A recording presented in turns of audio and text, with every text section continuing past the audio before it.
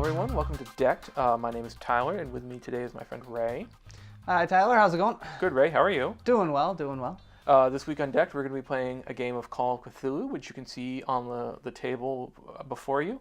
I'm sitting on the left, dealing out 8 cards to myself. And I'm sitting on the right, dealing out 8 cards to myself. As is traditional in this game. Yes. And we will find out if I have chosen to show the mulligan, or if this is the final draw, as it were. Based on the fact that we're both pulling out cards, I'm going to go, this is the final draw. I think it is the final draw. I pretty much mulligan every time, no matter what. Unless it's a really exceptional first hand. Right.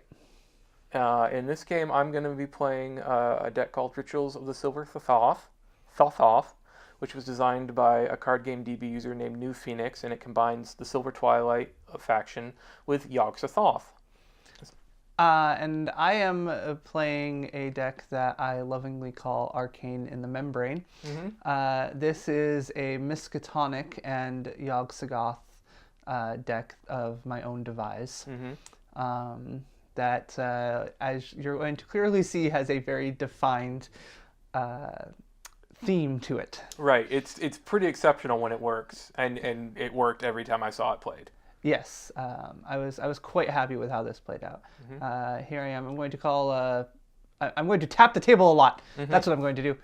Ray communicates through tapping. I communicate through tapping. Morse code. I do believe I called Skull. I was. Yeah. This is how we figure out who chooses first or second player. Right. And I think when we played these games, I was first player every time. Yes. I'm experimenting with getting a leg up on all that. Coincidentally enough, this is the one time I think that if I'd have won, I'd probably chosen to go first. If I recall what my hand was, I was okay with going first on this one. Mm-hmm. But you had won the toss, so you got to go first. And that is a Yithian Scout. It is a Yithian Scout. I don't know why you're booing it. It didn't do anything this game. It did not do anything this game. This is very true. And Zani. Zani was a little more problematic for you. And booed Zani too, because I don't like Zani either. Zani's cool because Zani, when the controller commits Zani, the other player has to commit more than one character to where Zani is gone. Yes. So early in the game, Zani's great because Zani can go by himself and not necessarily have to worry about getting murdered. Right. Because he's got a skull. The other side may not have skulls at that point in the game. And he can also keep the other side, if, like, for instance, if I'm only to play one character on this turn, it keeps me from being able to commit anything. Right. To that.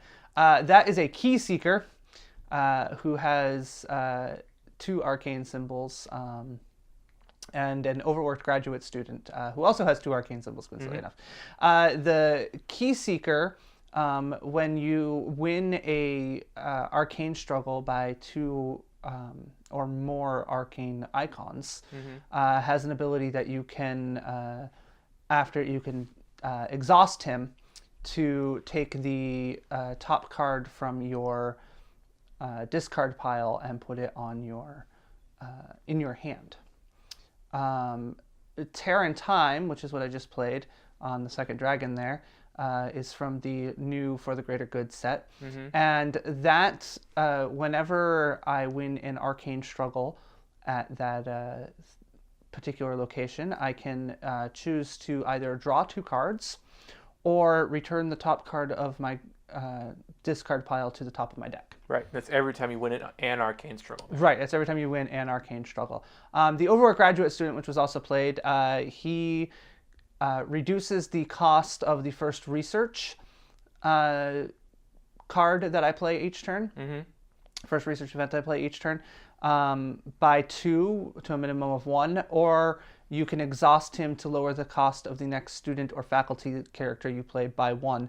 Interestingly enough, that does not have the minimum requirement to it. Right. However, I just let him die to Zani. So. Right. Now, is he... I got the feeling he's in here mainly because he has 2 arcane icons. Mainly because he does have 2 arcane icons. There are some... I do have some faculty characters, which he would reduce the cost of, making me not have to commit 3 to multiple domains if I don't have to. But that's sort of a secondary element. It is a secondary element, yeah. Otherwise, he's very cheap. He's 1 drop, 2 arcane icons. Right. So. And with attachments like Terran Time, you can recur him. Exactly. And in this case, I I just won, and then I'm using... Yeah, so I won Terror in Time, and I chose to draw 2 cards, and then I used the Keyseeker's ability to return the top card of my graveyard to my hand. Right. Is the graduate student a 0 cost? No, he's a 1 cost. Okay. Because I know there's... No, I always confuse that graduate student and the college prospect. Yeah, the college prospect is a 0 drop. They're at opposite ends of their college careers, but they look very similar in my mind for some reason. Honestly, the artwork looks very similar, if I'm not mistaken. Well, the graduate student's, he's 6 years older. Yeah, there is that. He's got a lot less sleep. Although something would be said about college prospects getting a lot less sleep too. Right. So I've resourced my second card. No, that's not true. I haven't resourced yet. You haven't resourced yet. That is very true. Maybe you're choosing not to resource. That's highly unlikely. I pretty much force myself to resource no matter what.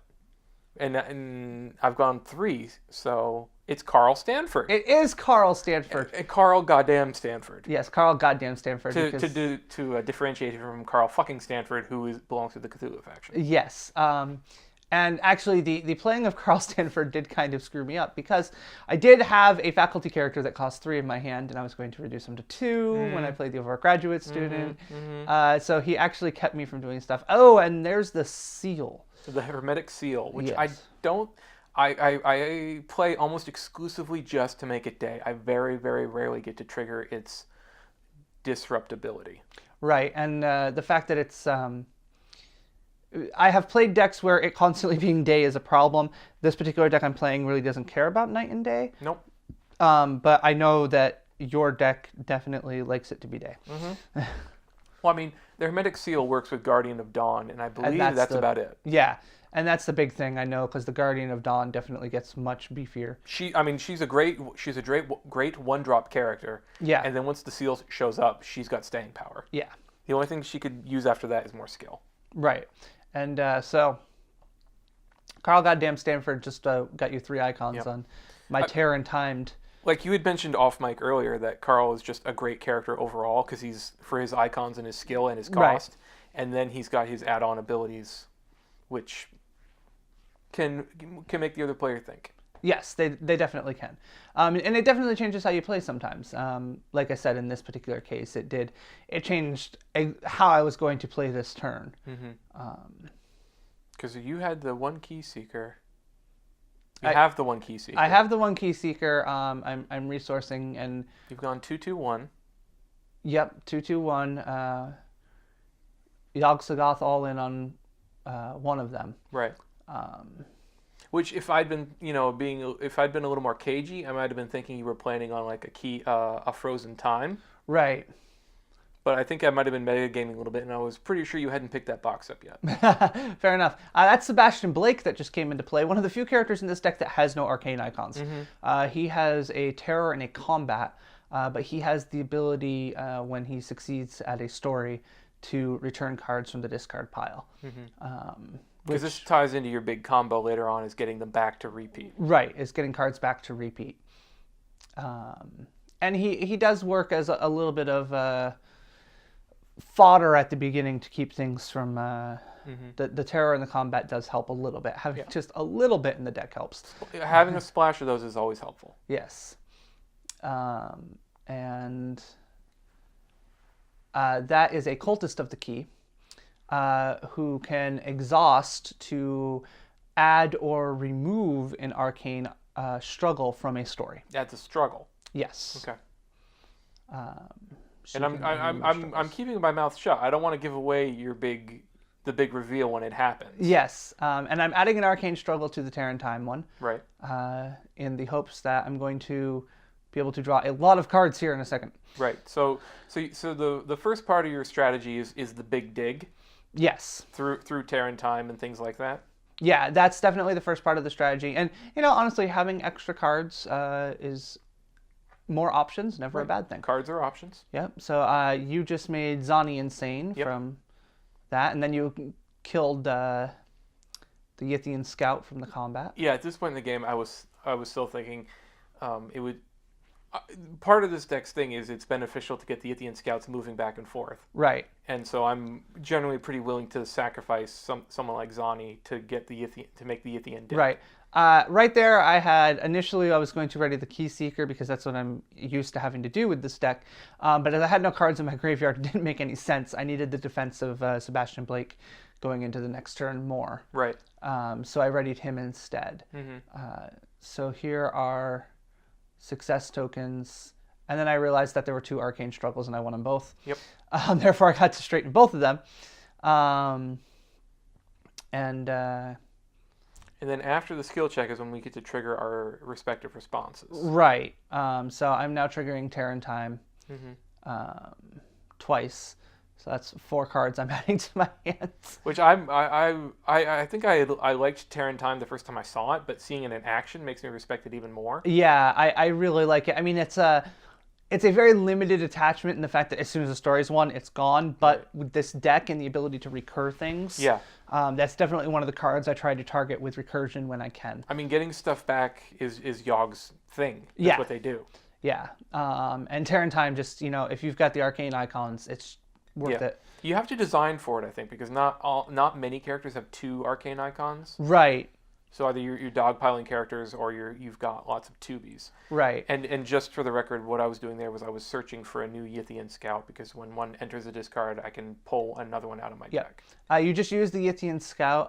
It knocked off my sorceress, who, when you win Arcane Struggle, she can get spell cards back from the graveyard. She's more of another, just a couple arcane icons based on the cards that I have available to me at the moment. Right. If I were to get, it's the Key in the Gate is the name of the Yog-Sothoth. Yep. One, I would do more of, I'd probably replace her. That is the prophecy that just went there that triggers when... level blah-de-blah. Yeah, whatever it is. It triggers when you win arcane icons, and it actually, I do believe it causes people to go insane. Yeah, that sounds right. So that's just I'm going to be winning a lot of arcane icons. I'll put this in here. However, again, 9 times out of 10, that card's just right into a resource. Right. As a matter of fact, I do believe one of my resource Yog-Sothoth cards at this point in time is one of those right now. I like prophecies a lot, but I feel like they wind up being auto resource cards. Yeah, it's really weird timing and the whole zone thing where it's on top of your deck, but it's kind of not. It's on top of the deck. It's not in the deck. Right. It's not in the deck, so you can't search it up. It's sitting there, but if you draw a card, it's the first card you draw because it's technically on top of the deck. So yeah, the deck I'm playing has a couple of Henyotls, the Silver Twilight Henyotl prophecy. Right. And this is me. This is just me, using someone else's deck list. I'm not entirely certain why it's there. It winds up being an auto resource. Right. I'm sure New Phoenix has a good reason for it. Oh, good old Rite of the Silver Gate. This did not pay off. What did the Rite of the Silver Gate do again? Exhaust it to compare the top card of your deck with another card of yours in play. That's right. The bigger one, the costlier one gets discarded. Right, and you targeted Sebastian Blake on this one, and I just revealed a Clever Zoog, which is as printed a non-Zoog Zoog. Mm-hmm. Did they fix that? That might be errata. I know the Gug was. Yes, I do know the non-Gug. The Slavering Gug was not a Gug. Yes, the non-Gug Gug has now been errated to be a Gug. Yep. But the Clever Zoog, what it does is when it goes to a story, it gives an arcane icon to each other creature at that story. Right. That I control. So for anybody following along at home, Ray's deck has a specific theme about having lots of arcane. And it works out great. Yeah. Oh. Here's where Tyler realized he could send Zani over and there's nothing I could do. Right. This is where Zani proves his use because just by sending him and Carl, suddenly Ray has one character and cannot commit at all. Right.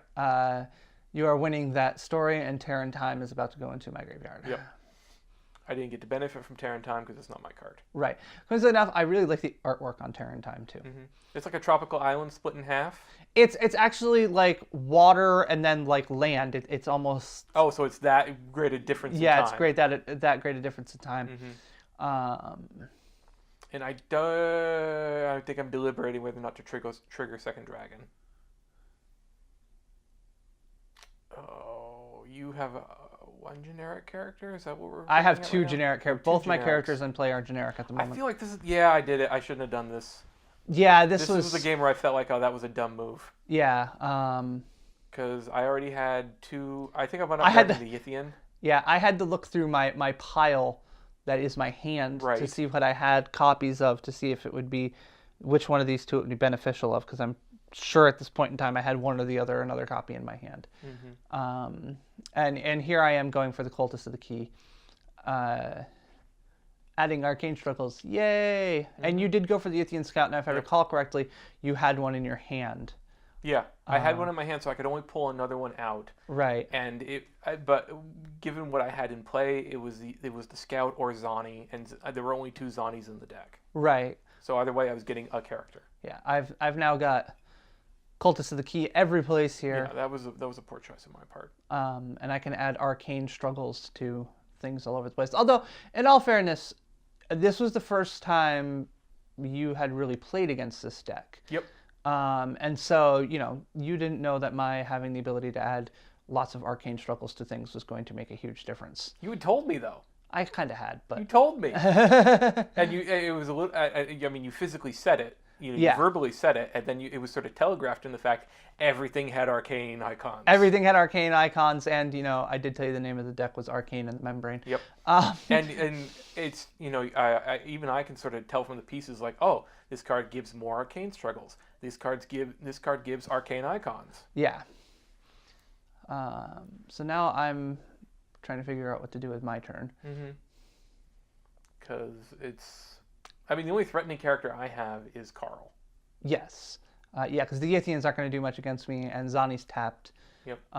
It doesn't do anything on your turn anyways, beyond having a skull. Beyond having a combat icon that I would have to deal with, right.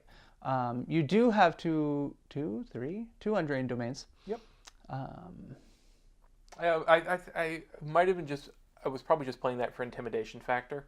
Right. Because I remember with this game in particular, I was like, I have Undrained Domains and I have no useful things to play. Right.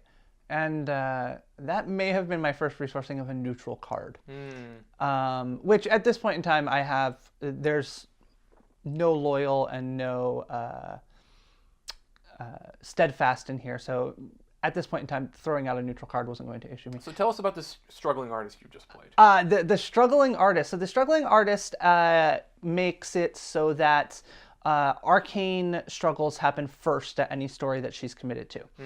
And then after I win, she has an ability that after I win an arcane struggle, I can choose another struggle at that story and have it not happen that turn. Right. She's definitely a key part of all of this. I've also played another key seeker here, and the overworked graduate student that we saw earlier has just resurfaced. Right, so you have just books everywhere. I do have books everywhere, and the struggling artist has 1 arcane, 3 skill, and she costs 3. She's a neutral character. And the struggling artist changes the game in a fairly radical way in reordering the struggles wherever she goes, and then disabling struggles. That's like a 2-for-1, really. It is a 2-for-1. And she's a little vulnerable in the fact that she has really no protection whatsoever, outside of other stuff that you put up to her or shutting things off. A combination of terror and combat, she can't get rid of both of those on her own. She needs to have the extra struggles. But since I have the key seekers in play, I can add the struggles, or not the key seekers, but the cultist of the keys. I can add the struggles very easily. Okay. So at this point, I think we're just adding books and realizing, oh, this is going to break bad no matter what. Although it took me a couple turns to really process what the struggling artist was capable of doing. Yeah. There were a number of turns where I'd add up all the icons and we'd commit and like, oh, this is breaking completely differently than I thought. Yeah. It does take some, and I actually she was part of the reason I built this deck. I was like, I have this card, I'm going to use it, and... I noticed a distinct theme in this deck, and there's a lot of stuff from the Summons of the Deep cycle. Yes, there is. I had picked up some Asylum packs from Summons of the Deep. that I had found at a reasonable cost compared to what you find most of them at online at the moment. Right. And I was very eager to use the cards I had gotten from those. Because I mean, at the time, one of the gimmicks of that cycle is each pack sort of talks about or deals with a different struggle. Right. In the story phase, and as people can see here, you pulled a lot of the cards that manipulate or otherwise leverage the arcane struggle. Right, and we've put a token over there on that to indicate that there's going to be an extra arcane struggle over there. Right. Because that's how many arcane struggles are happening in this game, that we need to be counting how many are assigned to any given story. Yeah, we needed to start keeping track. So in this case, there's going to be 2 arcane struggles over there. They're both happening first. This allows me to shut off both terror and combat if I win both those struggles. Yep. It's like a cheaper alternative historian in a way. Yes, it is like a cheaper alternative historian. However, she has to commit to that story, and I can only use her abilities at that story. Right. It's localized, but that's the trade-off. Right. Where she needs to be there, and if you had a more aggressive deck than the one I'm wielding, you could probably take the artist out a little more readily than I did. Right. I don't know if I ever took her out. We'll find out. Yeah, I don't know if you ever did or not either. I know I tried. You did try. I tried. You very much did try. Coincidentally enough, your fated, I can't remember the name of it there. The Silver Gate, right? The Silver Gate, you very much do try to take her out with that. And I think I'm counting arcane icons at this point in time, because I've got 2, 4, 6, 7 arcane icons at that story at the moment. And isn't it funny how high arcane characters tend to have high skill too? It is, except I don't think there's a ton of skill there, honestly. I think 4 characters. That's a fair... They've got 2 skill each at least. No, they don't, because the graduate student doesn't have any. She has 3, and I think each of the other ones only have 1. I think there was only 4 skill or 5 skill at that out of 4 characters, which isn't insanely great, but no, it's arcanely in the membrane. It's not insanely in the membrane. That's true. About this. Yes, we have talked about this. And then this is one of the really unconsidered benefits of the arcane struggle is all these characters are readying. Yes, they are. They're readying to do it again. And in this case, I'm actually going to, after we've done everything, I'm going to trigger that key seeker, I'm pretty sure. And the key seeker does what again? Returns the top card of my discard pile to my hand. Right, so that's how you're pulling the Terran time back. That's how I'm pulling the Terran time back in this case.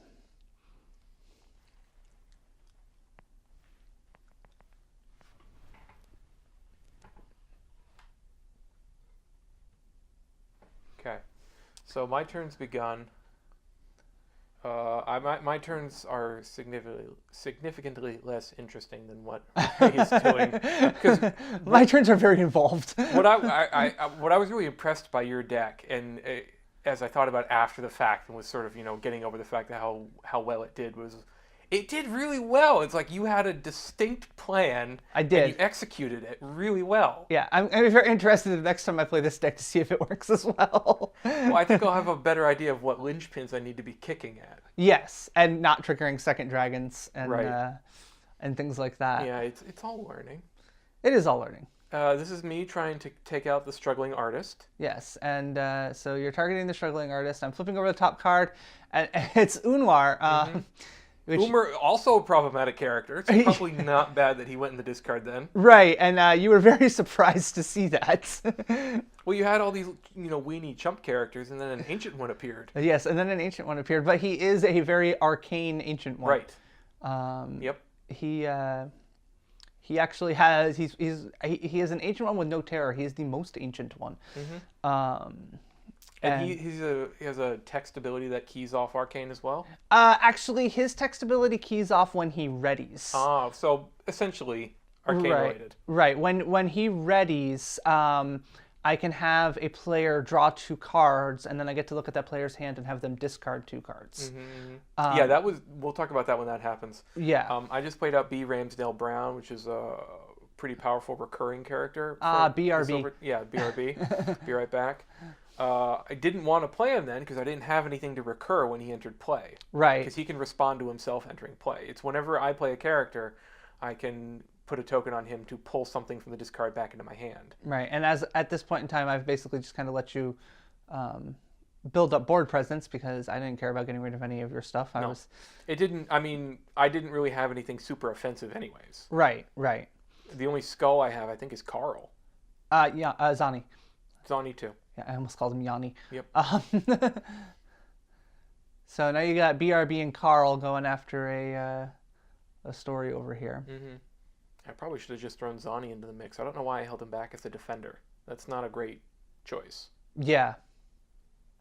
Because at the very least, you could have... throwing one person isn't going to do anything, but you know what I mean.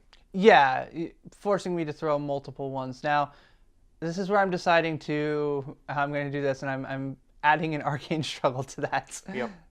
And then I'm committing my other two characters there. Yeah, this is where I'm like, oh shit, the struggling artist is going to make this a problem. Yep. So there's a token to indicate that there's going to be another Arcane Struggle there. Mm-hmm. And you're like, oh yeah, well, Mind Swap? Yep. Yeah, which... That's the only spell I played the whole game was Mind Swap. And it was usually the same copy of Mind Swap.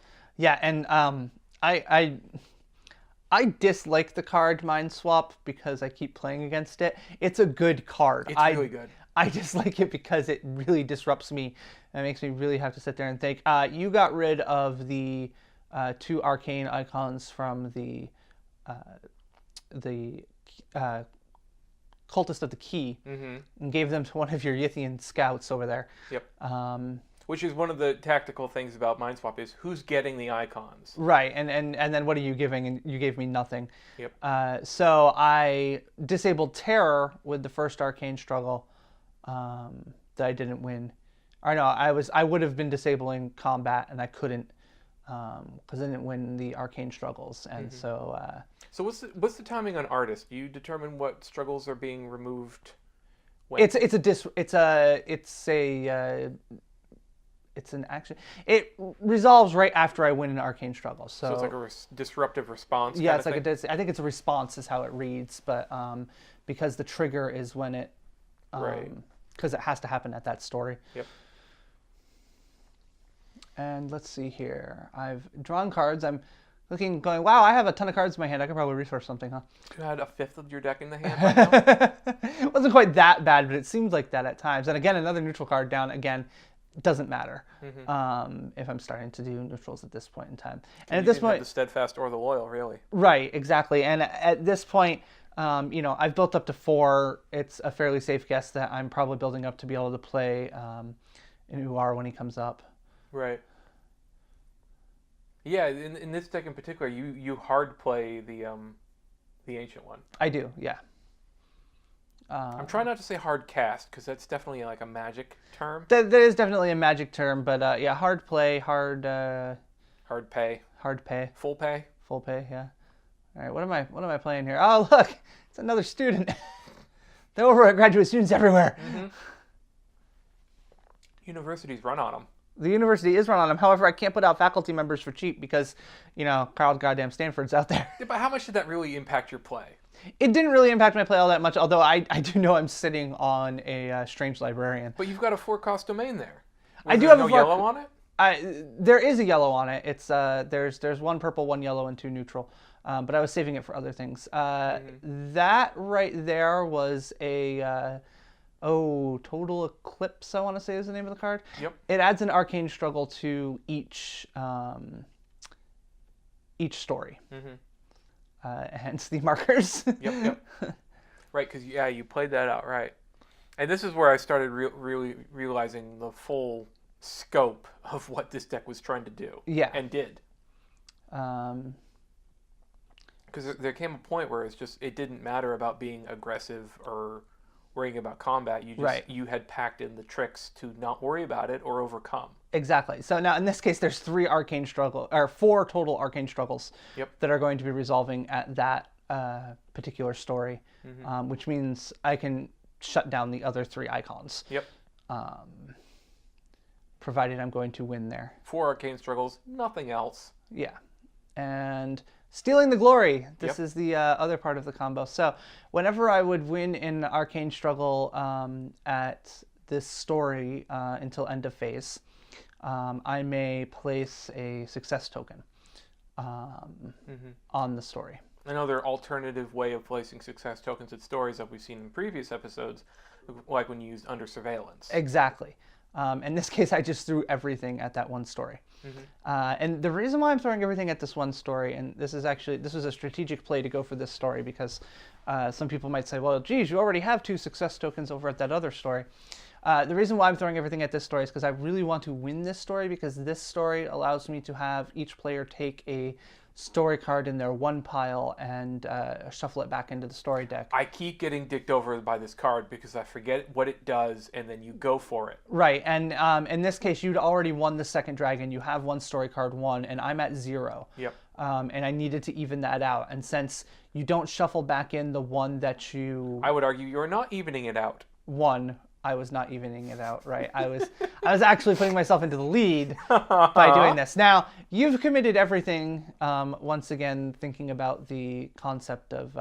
Not recognizing what the struggling artist is doing. Right. And I was initially a little worried about a mind swap, but then I think you actually pointed out to me the fact that your 1 domain that you have over there was not enough to pay for a mind swap, because it costs 2 and you've only got 1. Yep. Resource on it. So I've just straightened 4 characters. Yep. Yep. Because there are 4 arcane struggles. Yep. And I have no investigation icons, so I don't care if I had disabled investigation, but I am going to place a whole bunch of success tokens on here because of Stealing the Glory. Ugh. And then I'm going to tap both of my key seekers to return the top 2 cards of my library, or my discard pile to my hand, which are... Wait, let me guess. What are they? Let me guess. I think they might be Total Eclipse and... Oh, I don't know. A black dog? No. It was Stealing the Glory, actually. That's the one. That's the one, yes. And that's really the kind of the key combo that goes there. It's throw a ton of arcane struggles onto one story, Stealing the Glory, and use Stealing the Glory to place success tokens. Yeah, it's when that started happening, it just felt like a freight train. I was like, I don't know what to do at this point. I can't. Yeah. This is happening on a struggle that I'm not keyed to combat. Right. And it's funny that this, they published all these cards years ago. And maybe there was a point in time when everybody was sort of playing off that, or I don't know if it just got written off as, oh, that's too hard to do. We're not going to bother with that. It's a very complicated combo to pull off, I'll admit. But certain cards that have been recently printed, such as Terror and Time, do make it a little bit more accessible. As that has obviously just been printed. Right. I mean, I always double, squint a little bit. That's the right of the Silver Key. It's the right of the Silver Key. Yep. Which is it generates a forced response where at the start of my turn I have to mill a card off my deck and then add a token to the Silver Key card, and then at some point I can exhaust Silver Key and spend tokens equal to the cost of a card in the discard pile to put it into play. Right. A character. Right, and you just played one of your copies of Sebastian Blake. Yep. Call of Cthulhu is that kind of game. Yep, here we are. We're going after the struggling artist again. You're trying so hard. And we have a tie because there was another Stealing the Glory on top of my Tie deck. means nothing. Yep. And I make a mistake here, but I'm going to fix it in a second. Faded cards go on the bottom of the deck after being used up. They don't go in discard. And now you're talking about getting it back with BRB or Sebastian Blake. Yep, and then at some point I realized, oh wait, you can't get faded cards back with BRB. Right. Yeah, because at that point in time you were saying you did it wrong because you should have triggered it first, then played Sebastian Blake, so you could have gotten it back, but it wouldn't have mattered because ultimately you couldn't have gotten it back. Yep. Yeah, and now the Fantasy Flight's released the new errata sheet, which has specified that the main way people have been clearing faded tokens doesn't work. Yes, what was it, Stone Calendar? Stone Calendar. Yep. Was originally, remove success tokens from a card to draw cards. And they had pointed out themselves that it was written such that you could do that to story cards or you could do it on faded cards. Right. And now it's story cards only. Yeah, because they realized it was a little broken with faded cards. Because faded cards had a time limit on them for a purpose. Right. Yeah, they're limited use for a reason. Right. And then somebody took a deck leveraging Stone Calendar all the way to the Worlds. Yeah. So. And somebody said, oh, no, wait a minute. Maybe we shouldn't do that. Hang on a second, fellows. Boom! Tons of stuff going over here. Mm-hmm. Desperately just trying to take a story back because you've got one, I've got none. I was like, no, actually, because I haven't won that yet, so you're still at one ahead of me. Yeah, but I'm recognizing that the way you're winning stories, I can't stop. Right, you're gonna have to try to win a story here, and now I'm looking at this going right. I've got 2 characters. Because when I'm committing characters, I now have to account for: do I have books to combat your books? Right. Because your struggling artist is almost always ready to commit. Right. And on top of that, I'm now having to look at the very serious aspect that you've got a mind swap. Yep. Yep. At this point, we were talking when this happened, but I had used Carl to pull the mind swap back into my hand. Yes. Because you can see it's no longer in the discard. And you've got the domains open to pay for it. Right. Which I felt was hampering me in the game. Because I had to... You were down to 2 domains, basically, because you had to leave a third one open for sometimes mind swap. 1 if I wanted to pull the mind swap back in a timely fashion. Right, right. There were a number of turns where I was trying to leave that open till the end of your turn. Right. And I wound up having to use it. So I was... When my turn began, I was down to 2 domains immediately. Because I needed the mind swap back. I think you're actually going to... I think I'm going to choose not to defend here. Yep. There's a Guardian of the Dawn out there. Yep. Good old Guardian of Dawn. Gorgeous artwork, too. I love the artwork on that card. Mm-hmm. And you're going to win that, which actually is going to put you at 2 stories to my 0. I don't have one. You took it away from me. I haven't taken it away from you yet. You will have taken it away from me. I didn't quite win that story on that last turn. And this is that opening the gate? Something like that? I can't remember what that one was. Considering how much time we spent staring at these story cards, I still have not learned them beyond a couple. The really obnoxious ones. In the future, not to be nitpicky, can you keep your story cards in frame, please? You don't either. I don't either. I don't have anyone right now. I have checked the video, my friend. You don't either. We'll see about that. Mm-hmm. We will see. I swear in one of the previous episodes of Deck, you can see my story cards. You can see the edge of it just like that. Just like that. Right, but you have 2 up there, not 1. I don't care if I can read it or not. Mm-hmm. All right. Untapping. That's not what we're doing Cthulhu. We ready in Cthulhu, yes. You ready, restore, and refresh. Mm-hmm. And then draw. The 3 R's. The 3 R's and a 4th R somewhere in there somewhere. That's right. Well, you know. All right. At this point in time, we're going for 5. We all know what's coming. You just realized this is where I fixed the Silver Gate error. Yep, the Silver which Gate didn't error. affect anything, fortunately. Nope.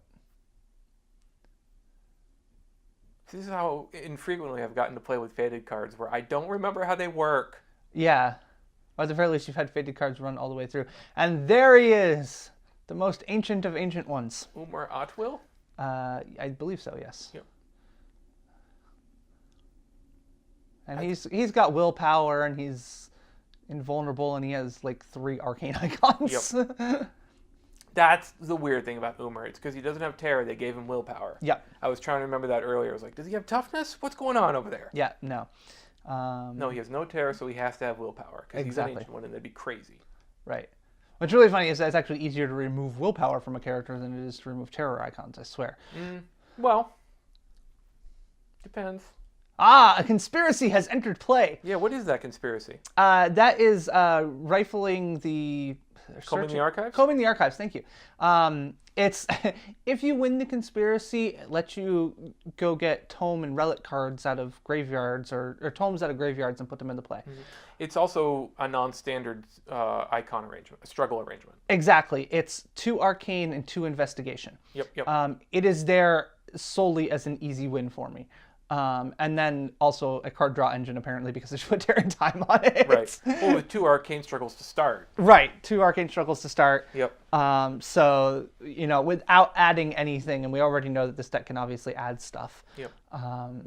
Now, with this particular matchup, did you feel that was still an advantageous play for you? I don't think I was really thinking when I did it, honestly. With this particular matchup, I was just like, you know what, I'm going to throw that out there. Mm-hmm. See what's going on here. See if I can't. Because I felt like it was as helpful to me as it was to you. It was probably more helpful to you than it was to me at this point in time. Also, by playing my Ancient One, I shut myself off from my own combo. So you will not be seeing the Eclipse and Stealing the Glory in this round. Yeah. Because I do not have the resources to pay for it. Yeah, those are fairly costly cards to be playing consistently. Yeah, 2 and 3. The Eclipse is 2 and Stealing the Glory is 3. Yep. So however, they are both neutral, which makes it a little easier. Right. But to want to play those consistently on multiple turns is a lot to ask. It is. And so you sent the artist, Umer, and 2 cultists of the keys? 2 key seekers. Key seekers. And 1 overworked graduate student all the way over there. Mm-hmm. You, go to the library. Find me this book. Go, do stuff. Here, possibly have a... Nope. This is me being mindful of mind swaps. Mm-hmm. Mm-hmm. Is what this is. Because I have at least an open domain. I can't. It's hard to tell from here, but you have 1 open domain. Mm-hmm. And I sent a cultist of the key over there, which generally I don't commit them to stories all that often, because their ability is tapped at arcane icons. Right. And in this case, I'm guarding against a single book in the Guardian, because it's day currently. Mm-hmm. So she has an arcane icon currently. And other than that, I'm protecting against a mind swap, because as soon as I see a mind swap, I play against it. Right. For as long as I possibly can. Yeah, because I'm bouncing it back and forth. Right, I know you're can't bouncing see it in the discard, forth. so it must be in my hand. Right, and you have an undrained domain of 3 currently, which means you can definitely play it. So I think you're communicating through taps on the table now. Yeah, I'm telling the guy under the table you need to be passing me better cards. Right. Gotcha.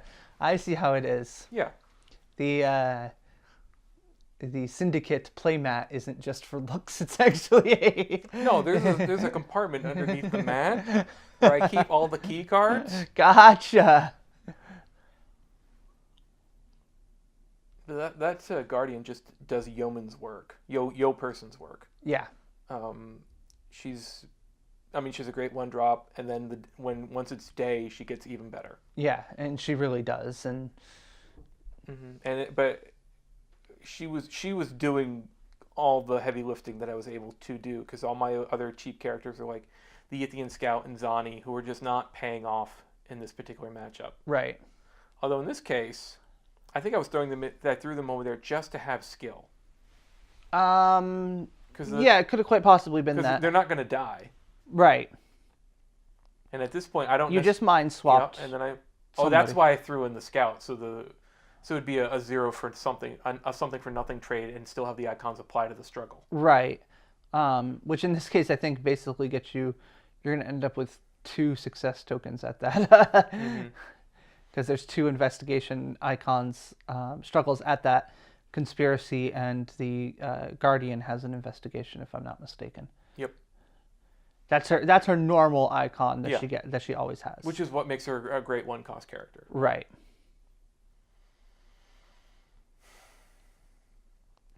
So I'm triggering that one, and that's the one where I'm going to force you to shuffle one of them back. You had 2 at this point in time, so this was definitely yeah, this is the setback. Right. This actually did even us out. Yep. It put us both at 1 as opposed to at... And this was one of those situations where it's just, I don't know. There was... You had arranged your characters in such a way there was no way to combat that. Right. I put my story card down here where you can clearly see I have won 1 story card. I wouldn't call that clearly. Not only is it cockeye, it is out of frame. We had discussed beforehand you would put the stories at the top of the frame. Yeah, you do ask me in a second here to move it. And you place your 2 success tokens down there. Mm-hmm. I am shuffling the story because you had to put one of your stories in there. Yep. I am cursing at you. Before I deal out one. I am choosing to straighten my artist. No. Really? I'm going to straighten Umar. Yeah, once Umar comes out, you suddenly have to make a decision about who's the better defender. Right, who's the better defender. And in this case, you draw 2 cards. I ask you to show me your hand. And this is where I start feeling violated. Yeah, well, you should. I was violating you. I was not happy about this. It was like, normally that's the one part of the game the other player can't touch or touches, rarely. And then you're just like, nope, get all of it. I want all of it. Yep. And here I am being conscientious of the fact that we're recording this because normally I wouldn't have flipped the cards down and looked at them like this. Yeah, I can make out the Intruder from Beyond, a Vortex of Time. Yep. The Silver Twilight Prophecy, and then another Carl Stanford. And then you're like, what are the 2 most useful cards? You don't need those. Yeah, that was basically, I was like, okay, you do not... And then you're throwing them across the table. Yeah, I'm just throwing them at you. There's your hand back. Yeah, I definitely got rid of the one that could get rid of my characters. Mm-hmm. And I don't know what the other card I got rid of was. Well, the Intruder was just a body. He wasn't really right. I think the Intruder was just a body. The other one was the Faceless Steel. No. No, I didn't see an Abductor there. Yeah, no, that was. The other card was an Abductor because I didn't want you abducting my artist. You did throw away a lot of my Abductors. Yeah. That is true. The first card I threw away was the Abductor on that one. I like the Faceless Abductor a lot. Yeah, it's and really helpful. This game probably would have gone a little bit differently if you'd gotten Faceless Abductors a little earlier. I feel like I got to play at least one. You will. I might have righted it. I might have had to use the right to get it back. Or I might have just drawn it. But the Intruder from Beyond it's one of those cards I sort of have in there as, well, it seems like it'd be useful to have a jumper like that. It never actually happens. Right. And you just remembered that you needed to trigger your... Yeah, this is where I need to be milling correctly.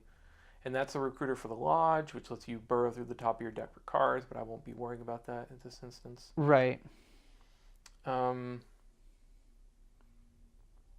I've got the real hand, which... Hey, at some point in time I moved my story up there. I don't remember when, though. That was good of you. You should do that all the time. Serendipitously move my story. Mm-hmm. I probably did it after I was finished shuffling. Mm-hmm. You've got 1 ready character right now.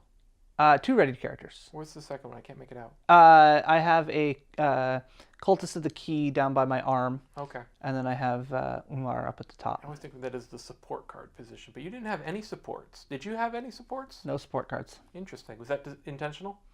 Well,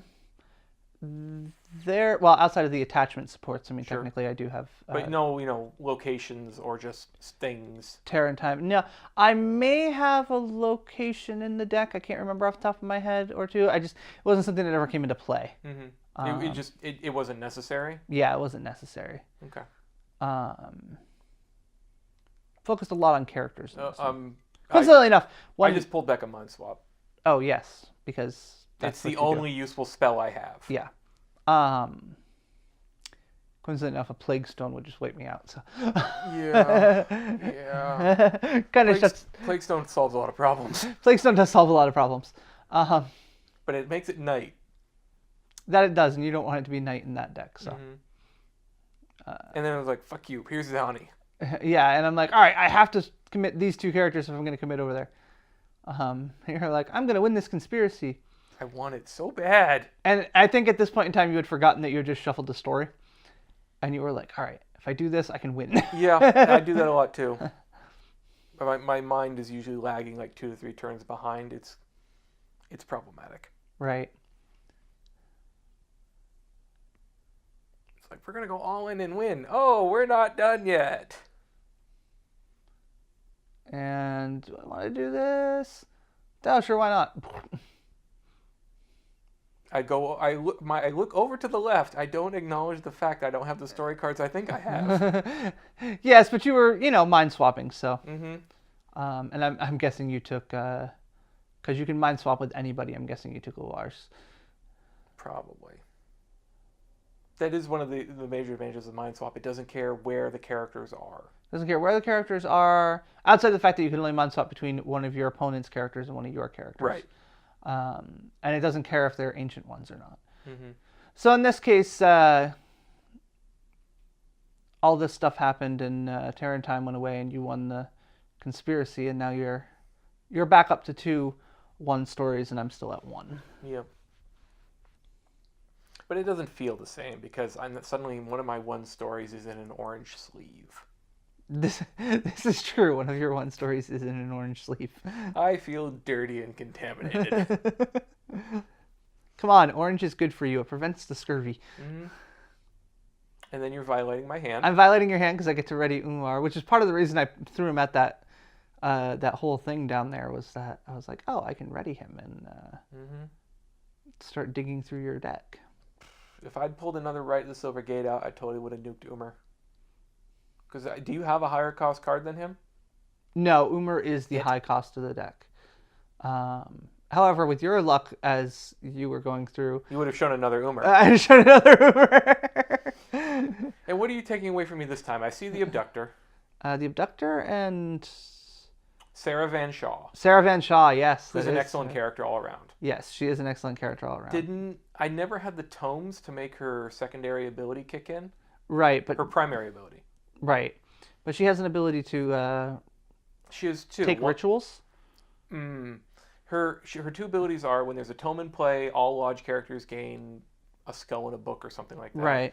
And the secondary is when a character enters play through a card effect, as I recall, she gets +1 skill. That's right. That's pretty corner case. Right, that is pretty corner case. Although it is much more likely to happen with Silver Twilight than. Oh, absolutely. That's their gimmick. Right, that is their gimmick. But even like the silver key would work for that as well. Right. Not the silver key. The right of the silver key. The right of the silver key. Carlo King Beyond the Wall was all about the silver key as capitalizing on a mill deck. Gotcha. But that's for another episode. Yes. All right. I have now weeded my hand down to the cards I'm going to play this turn and the cards I'm not going to play this turn. You have a primary hand and a secondary hand. Is that what I'm hearing? Yeah, that's pretty much it. So there's the Eclipse. And now we're noting where all the arcane struggles will be happening. Right. Here's 2 for. Which hand am I playing? That's a second Eclipse. So Eclipses cost 2, and then Stealing the Glory is 3? Yes. Yep. And here comes Stealing the Glory. Boom. Mm-hmm. The authoritative way you just threw that in the pile. I know, yeah. You can't cancel that. You don't have a response for that. Boom! You're not playing his story. You're not keeping that from happening. Mm-hmm. I'm actually going to just take the card and put it there so that we know which one I'm getting the extra success tokens at. Mm-hmm. Useful reminder.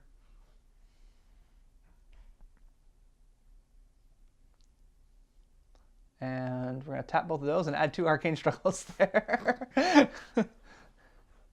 So, for those of you keeping score at home, that's 5 arcane struggles we're going to have at that story. Mm-hmm. And I get to place a success token for each one of them that I win. So. Yeah, and presumably when you send the artist there, nothing else. Yeah, and nothing else will happen. And now I'm debating what else I have to throw out there. I think I was playing around a mind swap at this point in time, and you pointed out the fact that A, you didn't have any. It was in your graveyard at the moment, and B, I just looked at your hand. Mm-hmm. Therefore, I knew you didn't have another one. I'm gonna admit I spent 30 to 60 seconds and not saying anything. Well, I sat there and debated and debated and debated. And it was like, he's going to keep thinking about it. I should just point it out. Here I am counting arcane icons. All right, what can he add for arcane icons? What does he have over there? This was... doing a lot of math. I mean, the general rule of thumb is, Eldritch Nexus is not always the best play because it's something else you don't have in your deck just to throw another domain out. But right. Carl Stanford really would have benefited from a 4th domain. Yeah, he kind of would have in this case, I suppose. Just to be able to say, Mind Swap back in hand. Yeah. And you're just counting. Endless counting. Endless counting. Yeah, it's like, all right, you're going to steal this, which is going to give you 3 of these and 1 of those and this and that. And I'm just going through everything. I am impressed with the way you were just able to... You were almost always able to account for it. It's like, I got that covered. Yeah. Well, that's the nice thing about having the overwhelming excess of arcane icons. Mm-hmm. What's the character ratio of that deck? What do you mean? Like the percent out of the total cards, what percentage are characters? I don't know. It's high. Mm-hmm. Like 35 out of 50, 40 out of 50? I'd probably say 30 to 35 out of 50. Okay. I'm trying to think. So there's 2 or 3 Terran times, 3 of each of the combo cards. Yep. There's the 3 prophecies. So you're already running 6, 9, 10, 11 to 12 cards right there. Okay. So 38 maximum. Right. Let's see. That might be the extent of it then. Oh, the conspiracies. There's 2 of that conspiracy in there. Mm-hmm. 36. 36. So yeah, I'd say somewhere between 30 and 35. Isn't Eternal Youth in there too? The Fountain of Youth in there? Or is that a different deck? I think that's it. Oh no, the Fountain of Youth is in there. Because it's another conspiracy with multiple arcane struggles at it. So yeah, we're probably saying, I'd say 30 to 35 is probably a safe That is high. bet for a character count. Yeah, it is very high. I'm not saying it's bad. It clearly paid off. Right. But you care about having arcane icons. Exactly. That's part of the strategy. It's Yeah. not just like, I'm worried about not having enough bodies. There may be some black market artifacts in there as well, Mm-hmm. which is a card from the Miskatonic University that it's an item, but not an attachment that you can exhaust to add arcane icons to characters. Mm-hmm. I believe it's 2 arcane icons to a character. And I think at this point in the game, my only thought is just one sustained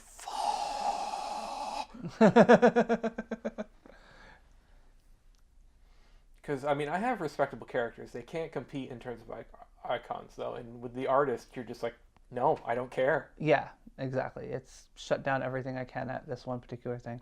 And I figured Ular was pretty well protected on his own, having invulnerability and willpower, that he could just hang out over there. Mm-hmm. Ancient ones don't need to work with other people. They can work by themselves. Often it's hard to get them to work with others. This is true. But I went against Umer. Does not work well with others. That needs to be the subtype of an ancient one. Like Cthulhu does not work well with others. Antisocial tendencies. Yes. So I think I just choose to resolve this one first because I'm like, I'm just going to win this story. So let's just kill that. Chunk, chunk, chunk. And there's, 5. All refresh. Five arcane struggles and they all refresh. It's crazy. And then we'll keep track of what's going on over there because I can't trigger the key seekers till after the story phase. So that's one of the things that drives me up the wall about this game is that the amount of time that can elapse between the opportunity, the thing that allows a response to happen, and when you're allowed to trigger the response. Right. So yeah, you're. Oh look! I have a token. Yeah, I have a token. I think you get a success token there because we bounce on pretty much everything else. Mm-hmm. I had to throw everybody in to be able to bounce against Umer. Yeah. I'm going to tap both of them to get the Stealing the Glory, which is appropriately in my thing. And what's the other card I was getting back? Total Eclipse? Oh, yeah, that's right. Total Eclipse. Probably, maybe, Could just be. possibly. So that's my second story. So now we're tied on stories. And I've actually got a slight lead in success tokens on the third story. And I do believe I'm choosing not... Oh, I'm thinking about possibly triggering that, because I think that's a... replace all the cards... take all the cards in a... domain and put them into your hand, and then put an equal number of cards on your... from your deck onto that domain. Right. And I was like, well, what can I get back? I'm like, I can get back more ancient ones. I do believe... yeah, I had a prophecy up there and a... oh, I can't remember the name of that guy. I never got to play him, though. What guy? Purple, yellow? The purple one up there. He's got 3 arcane icons, and when he goes to a story, I can pay 2 to wound every character at that story, and he's got toughness +2. So, all right. Hastur's got the Bayakis. Shub-Niggurath's got Dark Youngs. What's the Yog-Sothoth? Gugs. Not Gugs. Elder Things. Elder Things. It's an Elder Thing. It's a... weirdly, don't have a subtype. Yeah. Elder Things are just servitors most of the time, aren't they? Servitors, scientists. Servitors, scientists, right. Because Bayakis don't have a subtype either for Hastur. They're just servitors. Apparently they felt they could just throw the name on those things and it would be okay. I feel like it was a little sloppy. Yeah. Like I think there should be an Elder Thing subtype, because there have since been cards be like thing with card with Elder Thing in the name. Yeah, and the same thing with Bayakis actually. Yeah.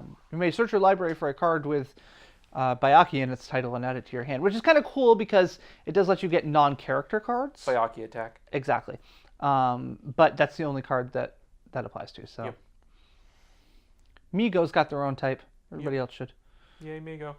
Dark Young got their own subtype. I lost Joseph Miger. He might have been helpful. Guy could have pulled another Right of the Silver Gate with him. Right. That really would have changed a lot. It really would have changed a lot. Faceless Abductors would have helped. I do get to use an Abductor at some point. You do. I'm going to assume it's very quickly here. I feel like I had a couple in play. And then I might have resurrected one with the Silver Gate, because I can't imagine how else I got multiples in play. Yeah. Especially with me making you discard cards every time I... violated my hand. Violated your hand, right. Really don't care for that. And I know I need to get over that, but come on. Is nothing sacred in this game? No, it's not. No, it's not. It's really not. Well, I'm not searching through your library. Hey, look, you resurrected him. Yep.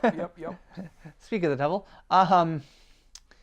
But, yeah, I'm not searching through your library and removing cards. I suppose that's one sacred part of your... We're one set away. I know it. We are one box set away. I don't know. I really don't think the next box set, which is the Shub-Niggurath box set... Well, they go from support destruction to deck destruction. To deck destruction, got you. They're just going to go from one to the other. If anything, I would say when they finally get around to making a Hastur deck box, there's a chance that Hastur's... Oh, it's going to be ugly. It's going to be like, hey, let's pull stuff out of there. It's going to be ugly. I'm so sad that I haven't had a big yellow... There isn't a big yellow box for me to... Yeah. It's... And no matter what it's called, that's what I'm going to refer to it as always, by the way, is the big yellow box. Oh, yeah, it has to be the big yellow box. Yeah. But it's either going to be the one after Shub-Niggurath, or ideally, after Silver Twilight gets a second box. Yeah, I would hazard to say that Silver Twilight is going to get the next box after the Shub-Niggurath one, unless they do another non-faction specific box first. Which would be fine too, but I really want Silver Twilight to get another box. They could use the boost. Look, and they've sort of been another abductor. Amazing! It'll turn the game right. It won't. It won't. But I mean, they've been getting extra cards in the last couple boxes, which is great. Right. I would still prefer they got a box of their own. Yeah, I would like second box of their own. Yeah, I would like to see their abilities fleshed out a little bit. Yeah, because I mean, they got the first box, right, which introduced them to the game. Introduced them, was not great at setting them up. Right. And then the cards that followed were about as unimpressive as all the other cards in Asylum packs. Right. I mean, there were some that were great. Master of the Mist was excellent. Yep. Sarah Van Shaw, for instance. Yep. But it was only once we got into the deluxe era that really the Silver Twilight cards really started to shine, like B. Ramsdale Brown, Carl Stanford, some of the new ones. Goddamn Stanford. Carl Goddamn Stanford. There are some new ones out that I haven't gotten to try yet, like the Tablets of Ning or Professor Angel. Right. And right. Sergeant Terry. I can't. No, Augustine can't pull his last name. August or Augustine. Yeah. He's brandy new. I haven't gotten the. You just put them in a box and you're gonna get to them. I know. Silver Twilight box set. You haven't reached Critical Silver Twilight Mass. I have not reached Critical Silver Twilight Mass. I do like some of their cards. I do like the fact that they have a card that can shuffle all cards from your discard pile into your library. Satchel of the Void, I do believe it's called. Not all. You pay X. As you pay X and up to X cards. But it is, it's as close to Felden's Cane as this game will ever get. Yes, which is nice. And I do like some of their. The problem is, and honestly, I have the same feeling about Hastur at this point in time. I really like Hastur, and I try to play with it, but it's really hard to make it the main component in a deck and have it be very successful. Right. And Silver Twilight suffers from the same problem. Right, but as we've seen in previous episodes, you have done an excellent job of making Hastur a very efficient support faction. Right, and that's what Silver Twilight unfortunately gets relegated to at this point in time, is a support faction. Right, they don't have any key aggression cards, but they have a control-y element with the bouncing. Right. And then that sort of, using rituals to achieve other effects. Although the rituals are a little... The rituals are... not manual, but... resource intensive. Resource intensive, yeah. I feel like whenever I look at the ritual cards, I always feel like I'm investing a lot into a card that could very easily be removed by the Shub-Niggurath player sitting across from me. Right. But usually that's me, and what are the odds of that happening? This is true. Although I worry, because... Why would you worry? Because you have a tendency to grab decks offline. They work. If I was playing against my own Shub-Niggurath deck, I'd be like, whatever. There's not gonna be any. Fine, I promise. Next time we play, I'll just play Migo. Just no. So many Migo. I had a Migo deck. I disassembled it. Did he ever play against that? I never. Yes, I did. I played against the Migo deck, and I played the Migo deck. Okay. Back before I started getting my cards, and you were letting me play with your decks, I did play the Migo deck against you once. And then recently we participated in a draft, and I kind of had a sub-Migo theme going in my draft. Which is weird. Nice. Yeah, I mean, I only had like 3 or 4 cards, but it was enough. Right. Your deck did really, really well in that draft. Yes, it did. I won that draft. Hence, really, really. I'm proud of myself for that, and I'm looking forward to the next one that we participate in. I will learn to draft characters first. It's so hard. Going into a draft, especially, I feel I'm at an advantage in the fact that I have such a limited card pool right now. So I have to make the cards work that I have. I don't have the unlimited access. Whereas you are, wow, every card? I'm Mr. Suitcase. You are Mr. Suitcase. In our Cthulhu meta, I am Mr. Suitcase. You are Mr. Suitcase. So you have access to all the cards, so there's no creativity being bred from restriction of cards available. There, you just dip into my hand again. I did, because it was the beginning of my turn, and these things need to happen. Last turn you placed a ton of tokens because I was not defending. Because you didn't care. You were just like, I don't care. I'm just gonna throw down Eclipse and stealing the glory again. Right. Well, and at this point in time, I really had to pay attention because you've got Faceless Abductor. I do have Faceless Abductors. That is what it's called, right? Love that card. There's a card in Magic called like Faceless Butcher or something along those lines, and I keep thinking that's what I'm saying. Yeah, but it basically, honestly, it kind of did the same thing. So, yeah, Faceless Abductor is, it's not quite the 2-for-1 calculation of attachments. Right. But it is that level of I have played a card out and I'm about to give it up. Right. And how do you make that work? Right, and I'm sitting here going, all right, I'm going to pray that he wants to faceless abduct my overworked graduate students, because I know that's not what you're going to target. Right. You should always bank on the worst play. That's right. You are definitely going to grab those Overworked graduate students, you're afraid of the research cost reduction, which, by the way, I don't think there's a single card left in that deck that's a research card. I may have one Unearthing the Ancients, is it? The one that allows you to draw 3 cards from, what's the name of the card? Oh, that's like Unearthing the Ancients. Is it play during your operations and draw 3? Draw 3, yeah. It's 3 to draw 3. Yeah, 3 to draw 3, which is a research card, which... Yep. There aren't that many. There aren't that many. That's very true. I wish there were more. Well, ideally, when 5 years down the line, when they decide, well, it's time to make more faction boxes. Right, The exactly. Miskatonic box will be nothing but research cards and faculty. Right, research cards, but that's it. No students. We got rid of the students. They all graduated and we stopped accepting new students. They all became faculty. It's weird. Right, it's weird. So I have, you'll notice I have moved my struggling artist to the side because I'm like, all right, she's gone. Yeah. Yeah, again, your calculations, you have so many options available. Your calculations can allow for, he's going to take that one away, he's going to take that one away, I still got this. Yeah, he's going to get rid of this card. Again, at this point in time, I'm probably thinking about the fact that you might have a Mind swap? Mind swap, thank you. I kept wanting to say abduction, and I'm like, that's not right, because we've been talking about the faceless abductors. A mind swap, but again, I know it's in your hand because I just looked at it, and the other one's in your graveyard currently. Although you do have 2... Now, you just looked at my hand. Why did you take away the mind swap? Because Were there too many? Yeah, I didn't want you mind swapping on my turn. That's right. You had 3 mind swaps. Yeah, I had in your all hand. the mind swaps. You had all the mind swaps, and I got rid of 2 of them out of your hand. So I was still playing knowing that you had 1 in your hand. So here comes the Eclipse. Now, there was a chance, depending on how we ruled how a card read, in a second here, that I wasn't going to be able to win this turn.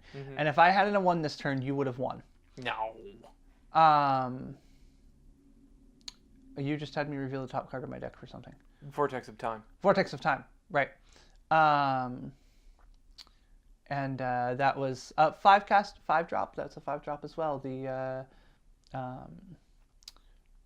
thing we were talking about earlier. Yeah. The Elder Thing. Ah, yes. The Elder Thing is a 5 drop. So this feels really out of place in this deck. Is it just for the books? He's got 3 books. Yeah. Again, probably first card I substitute out if I get something better that I like for it. So I was asking at this point in time whether I could play double down on the Stealing the Glory and get 2 success tokens for each Arcane, and we ruled that I could. And I haven't seen anything that says I can't. No, I mean that I haven't seen anything that wouldn't suggest effects could not stack like that. Right, and they then stack in every other way you can think of. And then I'm just like, all right, we're just gonna run everything over here. Yeah, let's just go on and on. Right, because there's 2 Arcane struggles going on at that story right now because of the Eclipse. You're gonna face this Abductor Take the artist away. Take the artist away. That huge fucking pain in my ass. Yeah, and then you're probably going to face this Abductor something else. No reason not to. Yeah, and I think at this point in time I had the math figured out that you couldn't. No, this was just doing my due diligence. Right. There's your Abductor. You took away a cultist, the key. And I kept trying to put him in my graveyard, and I forgot them back to my hand. Yep. I mean, again, me pointing that out. Yeah. It's like the mind swap's in the graveyard. I can't get at it right now, right? Yeah, and I mean, where do you sit on that? And when is it okay to not say? Is it ever okay to not say something, or is it good sportsmanship to say no? That's not where that card is. If you're in a tournament, and it's not like you're not lying about information that's readily available. Right. So I mean, at no point did I ever lie. It was just right. You were just telling the truth, right? At worst. And it wasn't. It was just how I was playing. It wasn't actually affecting the game state. Right. So if we were in a tournament, you would have no obligation to say, "Listen, I don't have that in my hand." In a friendly game, I feel because I'm this type of player, I feel you should always say things like that. But that's just the type of player I am. What if I decide we're not friends midway through the game? Well, then I'm going to steal the camera and run off with it at the end. I'm pretty sure I can run faster than you. But I can throw further. This is true. You can throw further, and you wouldn't be carrying a camera. So, and coincidentally enough, you're more familiar with the terrain of where we play. That is true. That would be a major advantage on your part. Mm-hmm. So I did mind swap somebody there, but who can tell at this point? Probably Umer. Yeah, you probably mind swapped Umer. I have no idea why graduate students just died. But that appears to be the end. Yeah, I would call that the end of this. This is definitely the longest match of that evening. Yes, it definitely was. And I will say this, the best match of Call of Cthulhu I've played. I thoroughly enjoyed that match. And not just because I won. I mean, it was close. It was close. And as hard as it at the time as it was to play against that, I still enjoyed seeing the game played differently. Right. Because people will talk about how the game is, it's all just about winning fast. Right. But you built a deck that played and won differently, and I appreciated that, even when I throw your card. Yes, well, you had to give it back to me because you didn't want the orange tainting. No, the orange taint was inconceivable. No, but that was our match of Yog-Sothoth and the Silver Twilight against Yog-Sothoth and Miskatonic University. That's right. So, Ray, thanks for coming back. Hey, no problem. Folks, you can watch more episodes of Decked on YouTube at youtube.com/deckedshow. You can check out additional videos following by clicking on the thing that's about to appear on your screen. And come back and watch what we're going to play next. Thanks Subscribe! Yes. Subscribe! Click that little subscribe button and be notified as new episodes go up.